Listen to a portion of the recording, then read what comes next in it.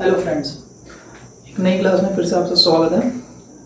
पिछली क्लास में हमने सॉलिड स्टेट के चैप्टर में न्यूमेरिकल का पहला टॉपिक स्टडी किया था, जिसमें हमने किसी भी सॉलिड का जो फॉर्मूला है वो कैसे डिटरमाइन करते हैं on the basis of voids and on the basis of position of atoms in a unit cell, वो देखा था। आज हम न्यूमेरिकल का ही सेकेंड टॉपिक देख रहे हैं, that is density of unit cell. ये टॉपिक बहुत ही इंपॉर्टेंट है from the point of view of board examination, इसलिए आज आप ध्यान से इस चीज़ को देखेंगे। और डेंसिटी से रिलेटेड न्यूमेरिकल्स भी डिफरेंट टाइप्स के हो सकते हैं, तो आज हम एक या दो टाइप कवर करेंगे और आने वाले क्लासेस में, आने वाले वीडियोस में हम बाकी के टाइप्स कवर करेंगे। तो हम स्टार्ट करते हैं। सबसे पहले आज के न्यूमेरिकल्स को सॉल्व करने के लिए जो फॉर्मूले हमें याद रखने हैं, इनकी रिक्वायरमेंट हमें होगी, वो हम लिखते हैं।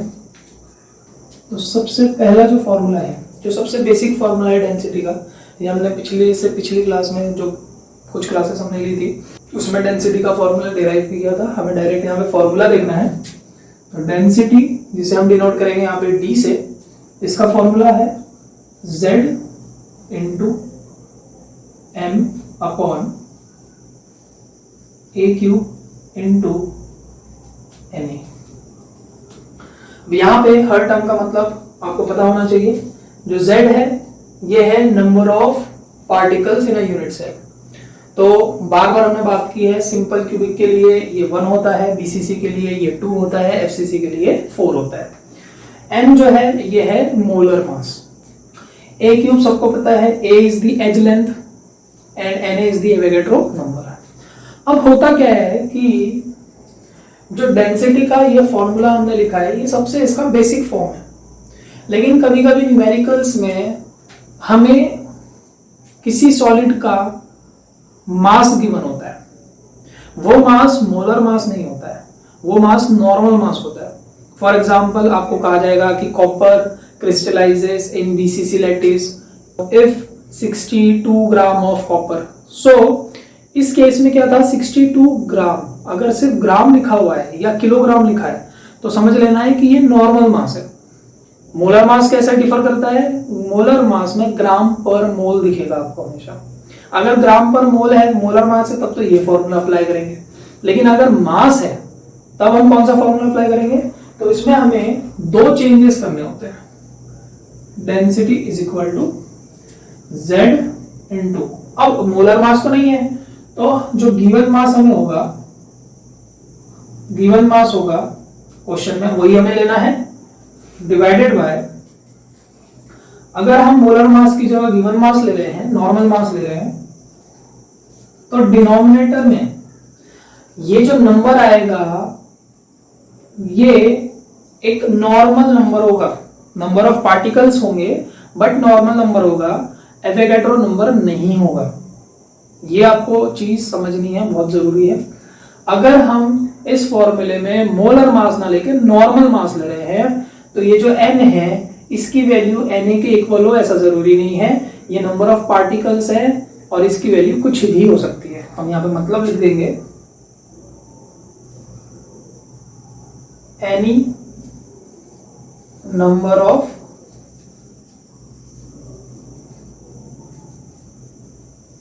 Particles, any number of particles, कितना भी हो सकता है, या वाइस वर्सा भी हो सकता है। हो सकता है कि न्यूमेरिकल में आपको कहा जा रहा हो कि एक एलिमेंट है वो क्रिस्टलाइज हो रहा है और उसके इतने इतने एटम्स प्रेजेंट है, तो ये नंबर है, तो हमें उसे n लेना है। और हो सकता है आपको मास निकालना हो, तो आप ये सेकंड फॉर्मूला यूज करेंगे, n की वैल्यू हम पुट अप करेंगे जो नंबर गिवन होगा, और गिवन मास मतलब कि स्मॉल m भी हम किससे कह सकते हैं, तो ये हम कैलकुलेट करेंगे। ये दो फॉर्मूले हमें याद रखने हैं अच्छे से। इसके बाद तीसरा,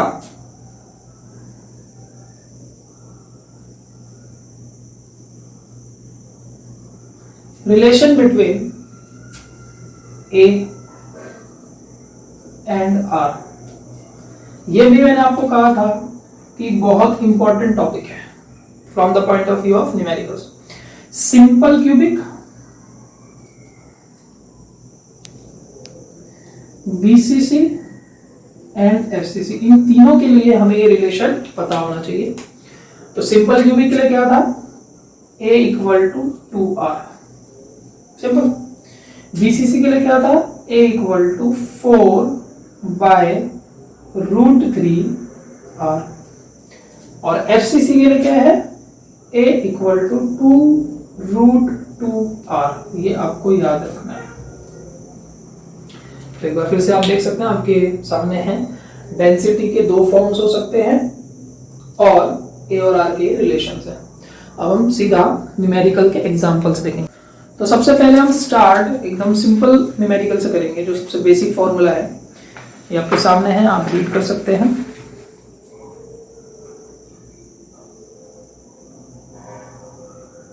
ठीक है, मैं एक बार फिर रीड करूंगा इसे।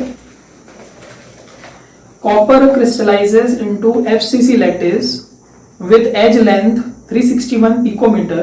Calculate the density of copper if its atomic mass is 63.5 ग्राम पर मोल। जब भी हम न्यूमेरिकल सॉल्व करते हैं, आपको उस न्यूमेरिकल को एक बार में नहीं पढ़ना है। हमें न्यूमेरिकल कई बार डिफिकल्ट इसलिए लगते हैं क्योंकि जब हम एक ही बार में पूरा न्यूमेरिकल पढ़ते हैं तो हमारे सामने काफी डेटा एक साथ आ जाते हैं और हम कंफ्यूज हो जाते हैं। सबसे इजी तरीका ये है कि जब हम न्यूमेरिकल को रीड कर रहे हैं, तो जैसे ही कोई पैरामीटर आपको दिखा, कोई इंफॉर्मेशन आपको दिखी, आपको वहीं रुक जाना है और पहले वो इंफॉर्मेशन आपको नोट डाउन करनी है। सबसे पहले देखेंगे कॉपर क्रिस्टलाइजेस इनटू एफसीसी। जैसे ही आपको लैटिस का टाइप पता चला, इससे आपको एक इंफॉर्मेशन पता चली, that is the value of Z, very important. तो यहां पे बात हो रही है एफसीसी लैटिस, तो हम लिखेंगे Z इक्वल टू 4, रीजन हम लिख सकते हैं FCC, first information, with edge length 361 picometre. Edge length को हम किससे डिनोट करते हैं, A से, तो A is equal to 361 picometre. लेकिन अब हमें जो एज लेंथ है वो पिकोमीटर में दी गई है, जबकि हमें इसे कन्वर्ट करना है हमारे बेसिक यूनिट में। तो देखिए, अब यहां से हमें समझ नहीं आता है कि हम इसे, इसका जो एसआई यूनिट है मीटर, उसमें कन्वर्ट करें या सेंटीमीटर में। तो ये इस बात का पता आपको एक दूसरे पैरामीटर से पता चल सकता है। लास्ट में हमने देखा होगा, इस न्यूमेरिकल के लास्ट में लिखा है if its atomic mass is 63.5 ग्राम पर मोल, तो यहाँ पे ग्राम आ गया। तो अगर इन न्यूमेरिकल्स में कहीं मास आपको ग्राम में दिया हुआ है, तो आपको लेंथ को सेंटीमीटर में लेना है, क्योंकि सीजीएस सिस्टम साथ में चलता है, ठीक है। लेकिन अगर मास कहीं किलोग्राम में दिख रहा है, ऐसा यूनिट, तब आपको लेंथ के यूनिट को मीटर लेना है। तो फिलहाल हमारे पास इस न्यूमेरिकल में ग्राम में है, इसलिए हम इसे कन्वर्ट करेंगे सेंटीमीटर में। सबसे पहले देखेंगे 361 इंटू 1 पिकोमीटर कितना सेंटीमीटर होता है, ये आपको सबको पता होना चाहिए, बेसिक कन्वर्जन्स है, 10 टू द पावर -10 सेंटीमीटर। इसलिए हम यहाँ पे मल्टीप्लाई कर देंगे 10 टू द पावर -10, ये हो जाएगा सेंटीमीटर। और अगर हम इसे साइंटिफिक नोटेशन में लिखें, तो साइंटिफिक नोटेशन में ये हो जाएगा 3.61 इंटू 2 पॉइंट हमने शिफ्ट किए हैं, तो ये -8 सेंटीमीटर। तो ये हमें एक ही वैल्यू मिल गई। अब आगे बढ़ते हैं, कैलकुलेट द डेंसिटी। डेंसिटी हमें कैलकुलेट करनी है और एटॉमिक मास। मैंने आपको पहले भी कहा था एलिमेंट है, इसलिए यहाँ पर आपको एटॉमिक मास मोलर मास के इक्वल ही रखना है, इसलिए m इज इक्वल टू 63.5 ग्राम पर मोल। बहुत सिंपल है, हमें सिंपल जो बेसिक इसका फॉर्मूला है वो अप्लाई करना है और डेंसिटी निकल के आएगी। तो D equal to Z into M upon A cube into N A. बस आपको वैल्यूज पुट अप करनी है। Z इक्वल टू 4, M की value 63.5, A 3.61 into 10 to the power -8। यहां पर कई बार हमारे बेसिक इंस्टिंक्ट की वजह से हमसे मिस्टेक हो जाती है, बच्चों से काफी मिस्टेक हो जाती है कि यहाँ फॉर्मूले में ए क्यूब है जनरली, और जबकि यहाँ पर हमें ए की जो वैल्यू है हम डायरेक्टली वो लिख देते हैं और क्यूब करना भूल जाते हैं। इसीलिए इस बात का भी आपको ध्यान रखना है कि फॉर्मूले में ए का क्यूब है, तो क्यूब भी आपको वहां पे कंसीडर करना है, कई बार हम भूल जाते हैं। और 6.022 to 10 to the power 23 ये हो गया हमारा n है। तो अब इसके बाद बेसिक मैथ्स है, सॉल्व करके आंसर निकल आएगा, हमें नहीं लगता इसमें कोई प्रॉब्लम होनी चाहिए। अब यूनिट क्या आएगा, मान लीजिए डेंसिटी का हमारा आखिरी में आंसर आ गया है, डेंसिटी हमारी हमने कैलकुलेट कर ली, तो डेंसिटी मास अपॉन वॉल्यूम होती है। तो मास का कौन सा यूनिट आपको दिख रहा है, यहाँ पे कहीं भी आपको दिख रहा होगा, देखिए ग्राम दिख रहा है, इसलिए मास का यूनिट हमने क्या लिया, ग्राम। क्या होता है, ये यूनिट्स के लिए भी हाफ मार्क होते हैं, सही यूनिट्स अगर हम ना लिखे तो हाफ मार्क कैंसिल हो सकते हैं एग्जामिनेशन में, इसलिए हम जो मेहनत कर रहे हैं उसका हमें पूरा एडवांटेज लेना है, ठीक है। तो मास अपॉन वॉल्यूम होता है, मास का हो गया ग्राम, और वॉल्यूम मतलब कि लेंथ का क्यूब। लेंथ कौन से हम ले रहे हैं, लेंथ के लिए कौन सा यूनिट ले रहे हैं, सेंटीमीटर, इसलिए हम ले लेंगे सेंटीमीटर क्यूब, ठीक है। तो इस तरह से ये न्यूमेरिकल सॉल्व हुआ, ये सबसे सिंपल टाइप का था। अब थोड़ा सा इसमें वेरिएशन देखते हैं, दूसरा टाइप देखते हैं, सेकेंड न्यूमेरिकल, ये आपके सामने है। फर्स्ट न्यूमेरिकल आप देख सकते हैं इसमें,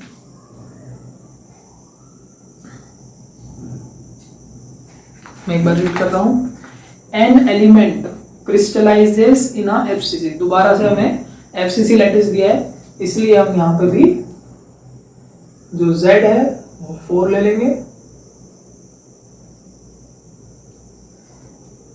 with cell edge of 250 picometre. अब यहाँ पे हमें जो एज लेंथ है वो 250 पिकोमीटर दी है इसकी तरह, तो हम a equal to 250 picometre, convert करने पे ये हो जाएगा जैसे हमने वहां कन्वर्ट किया था, अब डायरेक्ट हम लिखेंगे 2.5 into 10 to the power -8 centimetre. Calculate the density, हमें क्या कैलकुलेट करना है, दोबारा से डेंसिटी, लेकिन अब यहाँ पे देखिए क्या दिया है, if 300 gram only they are using gram of this element contain, तो 300 ग्राम है, सिर्फ ग्राम कब होता है, जब नॉर्मल मास होता है।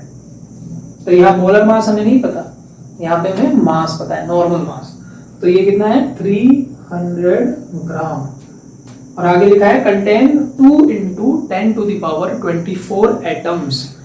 ये जो नंबर है ये है नंबर ऑफ एटम्स। तो मैंने आपको कहा था कि जब नॉर्मल मास यूज होता है तो उसके साथ एक normal number of particles use होते हैं, तो आपको गिवन है, इसलिए हम उसको कैपिटल N कहेंगे, Na नहीं।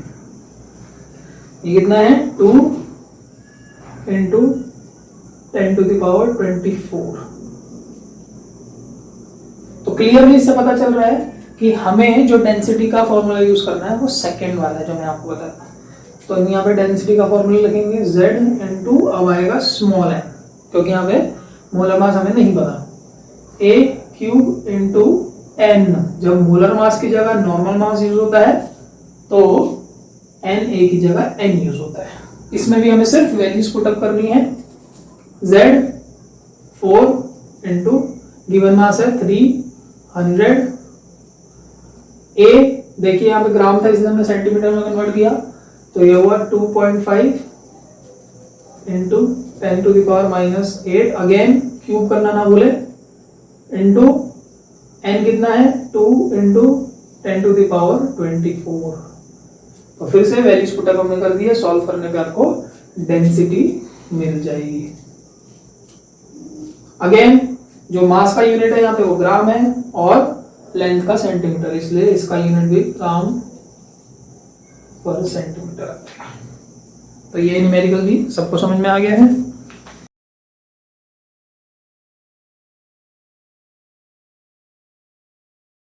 नेक्स्ट न्यूमेरिकल पे चलते हैं। आज हम जो न्यूमेरिकल सॉल्व करने वाले हैं वो बेसिकली हम डेंसिटी तक ही स्टिक रहेंगे। उसके बाद मैंने जो आपको ए और आर के रिलेशन बताए हैं और भी कुछ वेरिएशंस हैं तो वो हम आने वाले नेक्स्ट क्लासेस में देखेंगे। आज हमारे सिर्फ इन्हीं दो फॉर्मूले पे बात होगी, जो डेंसिटी के दो फॉर्मूले हैं, ताकि आप इसको ज़्यादा अच्छे से टाइम लगा के इस टॉपिक को पक्का कर ले, बिल्कुल पक्का, ताकि आपके कहीं मार्क्स ना जाए। नेक्स्ट, अब आपको 7 आपकी स्क्रीन में आने वाले सेकंड क्वेश्चन को देखना है, सेकंड नंबर के क्वेश्चन को। सेकंड नंबर का क्वेश्चन देखेंगे सब, ठीक है। अब मैं एक बार रीड कर लेता हूँ। द कंपाउंड, यहाँ पे कंपाउंड की बात हो रही है। The compound CuCl molar mass भी दे रखा है 99, तो यहाँ लिखेंगे सबसे पहले मोलर मास, इसलिए कैपिटल M, 99 ग्राम पर मोल। हैज FCC, अगेन फिर से FCC आ गया, इसलिए अब वैल्यू आपको सबको याद हो ही गई होगी कि FCC के लिए ये 4 होता है। फिर if its density is 3.4 gram per centimetre cube, density यहां पर गिवन है। इसमें क्या चेंज आया न्यूमेरिकल में कि डेंसिटी आपको गिवन है, तो ये कितना है 3.4 gram per centimetre cube. Then what will be the length of edge, मतलब कि एज लेंथ यहां पे आपको कैलकुलेट करना है। तो इस न्यूमेरिकल में चेंज क्या हुआ कि जो वेरिएबल, जो पैरामीटर आपको कैलकुलेट करना है वो चेंज कर दिया, फॉर्मूला चेंज नहीं होगा, क्योंकि डेंसिटी है, m है, z है और a आपको निकालना है, तो फॉर्मूला हमारा फर्स्ट ही लगेगा मोलर मास वाला। बस फर्क ये है कि आपको डेंसिटी की जगह a कैलकुलेट कर रहे हैं। लेकिन ये न्यूमेरिकल हम क्यों कर रहे हैं, क्योंकि जब हमें a कैलकुलेट करना होता है तो ये याद रखना है कि a कैलकुलेट करने के लिए आपको लॉग और एंटी लॉग ये कैलकुलेट करना आना चाहिए, सॉल्व करना आना चाहिए।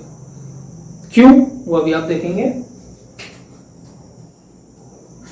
सॉल्यूशन, फॉर्मूला हमारा पहला यूज होगा z into capital M a cube upon Na।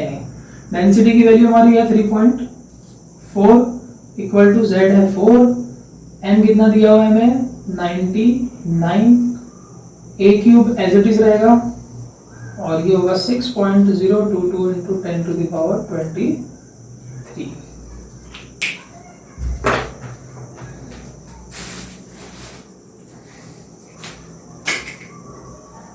अब जो हमें पैरामीटर कैलकुलेट करना है, पहले ही सबसे पहले तो फॉर्मूला लिखेंगे। देखिए, जब आप एग्जाम में न्यूमेरिकल सॉल्व करेंगे तो उसका भी एक पैटर्न होना चाहिए, ऐसा नहीं है कि किसी तरह से आंसर निकाल दिया। पहले आपको गिवन जरूर लिखना है, ठीक है। वे ऑफ प्रेजेंटेशन आपको बहुत अच्छा होना चाहिए। आपको गिवन लिखना है, टू फाइंड जो आपको कैलकुलेट करना है वो लिखना है, फिर फॉर्मूला जरूर लिखना है, क्योंकि फॉर्मूला का आपका करेक्ट फॉर्मूला का हाफ मार्क्स होता है, तो ये ना भूलें। कई बार हमें लगता है कि फॉर्मूला तो सबको पता ही है, सबको अंडरस्टूड है, तो डायरेक्टली हम इसको सॉल्व करते हैं टाइम बचाने के लिए, लेकिन ऐसा नहीं है। फॉर्मूला लिखने से आपको हाफ मार्क मिलेगा। अगर आप डायरेक्टली इस स्टेप पे आ गए, वैल्यूज जो हमने पुटअप करी है इस स्टेप पे अगर आप आ गए तो आपका न्यूमेरिकल तो सही रहेगा, बट आपका हाफ मार्क डिडक्ट हो जाएगा इसलिए पहले फॉर्मूला लिखें, फिर वैल्यू भी पुटअप करें और फिर इसके बाद सॉल्व करें। वैल्यू पुटअप करने का हाफ मार्क होता है, सही वैल्यू पुटअप करने का, ठीक है। अब जैसे हम वैल्यूज पुटअप कर देते हैं, जो वेरिएबल पैरामीटर है वो हम एक तरफ ले जाएंगे लेफ्ट हैंड साइड, बाकी सबको राइट हैंड साइड। तो a क्यूब इधर आ गया, बाकी ये ऊपर का एज इट इज रहा, नीचे 3.4 आ गया into 6.022 into 10 to the power 23। अब क्या है कि मान लीजिए हमने इसको सॉल्व किया, इसको सॉल्व करने से हमारी एक वैल्यू आई। अभी हम कैलकुलेशन में ज्यादा टाइम वेस्ट नहीं करेंगे, वो आपको पता है, आप कैलकुलेट करिए, कोई एक वैल्यू आएगी। मेरा मेन समझाने का इसमें यही है कि a क्यूब हम कैसे सॉल्व करेंगे, आगे a कैसे कैलकुलेट करेंगे वो मुझे बताना है। तो मान लीजिए कि हमने सॉल्व किया a क्यूब और ये वैल्यू निकल के आई 1.68 इंटू 10 टू द पावर -22। हमने सिर्फ सपोज किया है, तो अब इसको सॉल्व कैसे करेंगे, ध्यान से देखेंगे। a क्यूब है हमारे पास, हमें तो निकालना a है। या तो सीधा तरीका है कि इसका क्यूब रूट कर दें, लेकिन क्यूब रूट हम कैसे निकालेंगे, इसीलिए हम एक दूसरी मेथड यूज करेंगे जिसमें हम लॉग और एंटी लॉग को यूज करेंगे। इस स्टेप के बाद जब आपने a क्यूब की वैल्यू निकाल दी, हम यहाँ पे अप्लाई करेंगे taking log on both sides, taking log on both sides, हमने लॉग ले लिया दोनों तरफ, तो ये हो गया log a cube equal to log of 1.68 into 10 to the power minus 22। ठीक, अब सबको पता है कि log x की पावर n बेसिक प्रॉपर्टी क्या होती है, पावर सामने आ जाता है, इसलिए 3 फ्रंट में आ गई। ये इसका एडवांटेज है। ये जो क्यूब का चक्कर था, स्क्वायर का चक्कर है, जो पावर वाला चक्कर है, वो इसमें खत्म हो जाता है। इक्वल टू, अब इसका मान लीजिए हमने log सॉल्व किया और रफली हम मान के चल रहे हैं कि हमारी वैल्यू आई -21.38। अभी हमारे पास इतना टाइम नहीं है कि हम इसको प्रॉपर कैलकुलेट करें, वो आप कर सकते हैं, लेकिन अब हमने ये वैल्यू, हमारा सिर्फ काम क्या है इसमें दिखाना कि a कैसे कैलकुलेट करेंगे, वो मेथड मुझे बताना है। तो अब ये जो 3 है ये यहाँ पे डिवाइड हो जाएगा, तो log a इक्वल टू -21.38, मान लीजिए 3 9 आ रहा है, डिवाइडेड बाय 3, तो ये -7.13 हो गया। ठीक है, अब हमारे पास बचा log a। तो फाइनली a निकालने के लिए log जब अपनी साइड चेंज करता है तो वो हो जाता है एंटी -7.13। तो जब आप -7.13 का एंटी लॉग निकालेंगे तो आपको a की वैल्यू मिल जाएगी। और क्योंकि हमारे इस न्यूमेरिकल में फिर से हम ग्राम सेंटीमीटर की बात कर रहे हैं, तो a क्योंकि लेंथ है इसलिए उसका यूनिट होगा सेंटीमीटर। तो इसमें हमने ये नहीं देखा कि लॉग कैसे सॉल्व करते हैं या एंटी लॉग कैसे सॉल्व करते हैं। इस क्लास में मुझे वो नहीं बताना था, हमारा एम वो नहीं है। मेन एम क्या है, आपने क्या सीखा है कि जब भी न्यूमेरिकल्स में आपको ए कैलकुलेट करना हो तो हम उसको कैसे कैलकुलेट करें, ये मेथड आपको याद रखनी है। ठीक है, जो लॉग जिन बच्चों को लॉग या एंटी लॉग कैलकुलेट करना नहीं आता, उनको लगता है कि सर आपने ये मेथड तो बता दी, लेकिन ये कैसे सॉल्व होगा, ये आगे कैसे सॉल्व होगा, लॉग एंटी लॉग, ये नहीं पता हमें। तो इसके लिए भी हम एक अलग से क्लास बनाएंगे, लॉग और एंटी लॉग की अलग से छोटी क्लास हम बनाएंगे, जिसमें सिर्फ लॉग एंटी लॉग के बारे में ही बात होगी। क्योंकि कुछ आपको इलेक्ट्रोकेमिस्ट्री चैप्टर में भी लॉग को यूज करना आना चाहिए, लॉग एंटी लॉग को। इसलिए हमारे सिलेबस में 2-3 जगह ऐसी है जहां पर आपको लॉग और एंटी लॉग से ही न्यूमेरिकल सॉल्व करना पड़ता है, तो इसलिए हम एक क्लास उस पर भी बनाएंगे। ठीक है, तो जाते जाते आपको 2-3 न्यूमेरिकल्स होमवर्क के लिए देंगे ताकि आप सॉल्व करें। क्वेश्चन नंबर 7 आपको देखना है ध्यान से।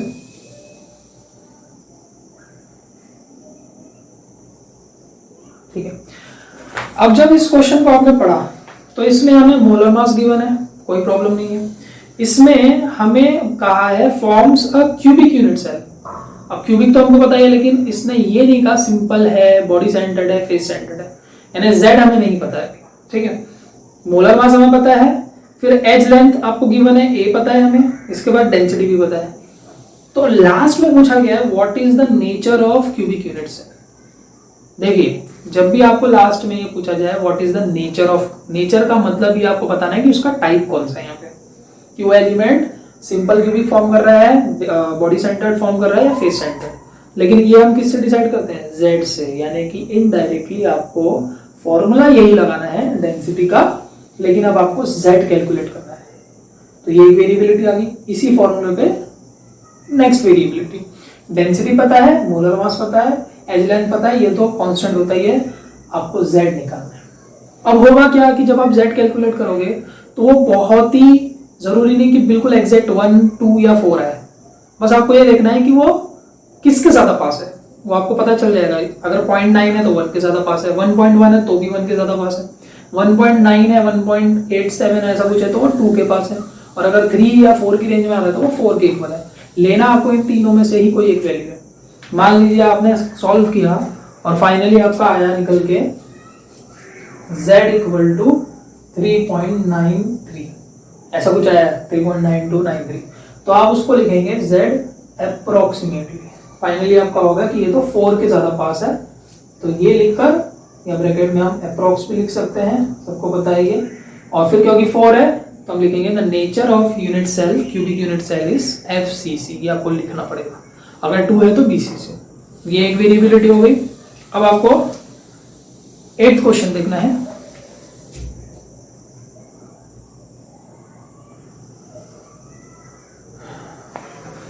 अब इसमें आपको सब कुछ फिर से पता है। अब इसमें बोला है कैलकुलेट एवोगैड्रो नंबर। कई बार ऐसा भी होता है। अब आप कहोगे कि सर एवोगैड्रो नंबर क्यों कैलकुलेट करें, वो तो फिक्स होता है। हमें पता है वो फिक्स है, हम सब जानते हैं वो फिक्स है, लेकिन वो चेक करने के लिए कि ये जो हमारा बाकी का पैरामीटर्स आपको गिवन है वो सही है या नहीं, ये वेरीफाई करने के लिए आपको कई बार ऐसे भी क्वेश्चन आ सकते हैं कि जिसमें आपको एवोगैड्रो नंबर पूछा है। तो कोई प्रॉब्लम नहीं है, डेंसिटी की वैल्यू पुटअप कर दीजिए, Z की वैल्यू पुटअप कर दीजिए, M और A इन सब की वैल्यू पुटअप कर दीजिए, Na की वैल्यू पुटअप मत कीजिए क्योंकि कैलकुलेट करने का है। तो इनके बेसिस पे Na को सॉल्व कीजिए। आप देखेंगे कि जो उसकी ओरिजिनल वैल्यू होती है ये वाली, इसी के वो आसपास आएगा। एग्जैक्टली तो नहीं आएगा लेकिन इसी के आसपास आएगा। अगर आ गया तो आपको लिखना है कि दिस क्वेश्चन इज वेरीफाइड। वैसे इसमें पूछा नहीं है कैलकुलेट एवोगैड्रो नंबर, जब सिर्फ उन्होंने कैलकुलेट करने के लिए लगाया तो आप कैलकुलेट करके छोड़ देंगे। ये एक वेरिएबिलिटी। और एक लास्ट आपको क्वेश्चन नंबर 10 देखना है, 10th क्वेश्चन। अब देखिए इस क्वेश्चन में भी आपको FCC लैटिस मतलब Z दिया हुआ है, एज लेंथ भी गिवन है, डेंसिटी गिवन है, बस आपको M नहीं गिवन है। तो लास्ट में कहा है कैलकुलेट द एटॉमिक मास, मतलब क्या आपको M निकालना है। यानी कि फॉर्मूला वही है लेकिन अलग अलग पैरामीटर्स आपको कैलकुलेट करने पड़ सकते हैं। आई होप आज की क्लास आपको अच्छे समझ में आई होगी। आपके फिर से एज यूजुअल कोई भी अगर डाउट्स हैं तो आप बेशक कमेंट सेक्शन में लिख सकते हैं। फिर मिलेंगे नेक्स्ट क्लास में। Thank you.